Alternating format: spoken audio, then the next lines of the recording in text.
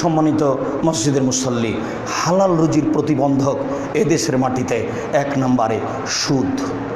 রাসূল সাল্লাল্লাহু আলাইহি ওয়াসাল্লাম বলেছেন সর্বস্তরে সুদ ছড়িয়ে পড়বে, সুদ সব জায়গায় চলে যাবে। মানুষের রক্ত যেমন শরীরের সব জায়গায় চালু আছে, এইরকমভাবে সুদ মানুষের সব জায়গায় চলে যাবে। আপনি কতটুকু সুদ থেকে বেঁচে থাকছেন এটা আপনাকে সাবধান থাকতে হবে। রাসূল সাল্লাল্লাহু আলাইহি সাল্লাম বলছেন ইয়ালামুন নাস লা ইয়াকুলুন নাস দিরহামান ওয়া ইয়ালাম আসাদ্দু মিন সিত্তাতি ওয়া সালাসিনা জিনিয়া। মানুষ যদি জেনে শুনে 1 টাকা সুদ খায়, 36 বার জেনা করে যত পাপ হবে, 1 টাকা সুদ খেলে তার চেয়ে বেশি পাপ হবে। পাপের ভাষা সবথেকে যেটা কঠিনভাবে একটু শুনতে কেমন কেমন লাগে, এইগুলি ব্যবহার করেছেন আল্লাহর নবী সুদের সাথে। কেউ যদি জেনে শুনে 1 টাকা সুদ খায়, 36 বার জেনা করে যত পাপ হবে, 1 টাকা সুদ খেলে তার চেয়ে বেশি পাপ হবে। রাসূল সাল্লাল্লাহু আলাইহি সাল্লাম বলছেন আর রিবা সাবুনা জুজান আইসার হয়ন করা জুলুমাহু। সুদের পাপের 70টি ভাগ রয়েছে, সবচেয়ে ছোট ভাগ হলো মার সাথে জেনা করলে যেমন পাপ হয়। সুদের সবচেয়ে ছোট ভাগ মার সাথে জেনা করলে যেমন পাপ হয়। মানুষের দৃষ্টিতে চোখে জেনা তো এমনি খারাপ, মায়ের সাথে জেনা কত নিম্নমানের কথা।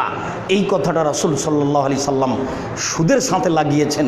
তাই তিনি বলেছেন যে সুদ খায়, যে সুদ দেয়, যে সুদ লিখে, যে সুদের সাক্ষী থাকে, সবাই অভিশপ্ত, সবাই হারাম খায়।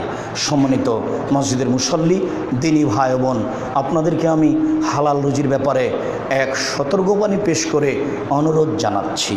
সালাম ফেরার পূর্বে, সালাম ফেরার পরে আপনি বলতে শিখুন আল্লাহুম্মা কফিনি বিহালালিক আন হারামিক ও আগনিনি বিফাজলিক আম্মান সিওয়াকা। তুমি তোমার হারাম থেকে আমাকে বাঁচাও, তুমি তোমার হালাল দিয়ে আমাকে সহযোগিতা করো। অগ্নিনী বেফাজলিক, তুমি তোমার অনুগ্রহ দিয়ে আমাকে ধনী করে দাও। আমার মনটা যেন কোনো সময় অবৈধ পয়সার পিছনে ছুটাছুটি না করে। তুমি আমাকে তোমার ফাজল অনুগ্রহ দিয়ে ধনী করে দাও। হালাল রুজির ব্যাপারে এই কথা আপনি বলতে থাকবেন, ঋণের ব্যাপারে আপনি এই কথা বলতে থাকবেন আল্লাহুম্মা কফিনি বিহালালিক আন হারামিক ওয়া আগনিনি বিফাজলিক আম্মান সিওয়াকা।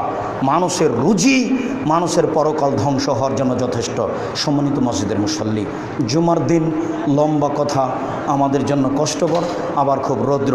আমরা সময় হলে 2-1 মিনিট সলাতের কথা হবে। আমরা আপাতত এখানেই হালাল রুজির উপরে মসজিদের সকল দিনী ভাই বোনকে এক বিশেষ সতর্কবাণী পেশ করে বিশেষভাবে সুদ থেকে বাঁচার অনুরোধ জানিয়ে, যত এই দেশে ব্যবসা বাণিজ্য আছে ধর্মের নামে, সেসব জিনিস থেকে বেঁচে থাকার অনুরোধ জানিয়ে আজকের জুমার খুতবা এখানেই শেষ করলাম। আল্লাহ আমাদের যারা মারা গেছে তুমি তাদের কবরের শাস্তি মাফ করো। আমরা যারা অসুস্থ তুমি তাদের আরোগ্য দান করো। আমরা যারা বেঁচে আছি তুমি তাদেরকে তোমার রাসূলের পদ্ধতি অনুযায়ী চলার তৌফিক দান করো। তুমি আমাদেরকে আজকের আলোচনা অনুযায়ী হালাল রুজির তৌফিক দান করো। এই দাবি, এই দাওয়া, এই দোয়া তোমার দরবারে রেখে আজকের জুমার খুতবা এখানে শেষ করলাম। সাল্লাল্লাহু আলাইহি ওয়াসাল্লাম।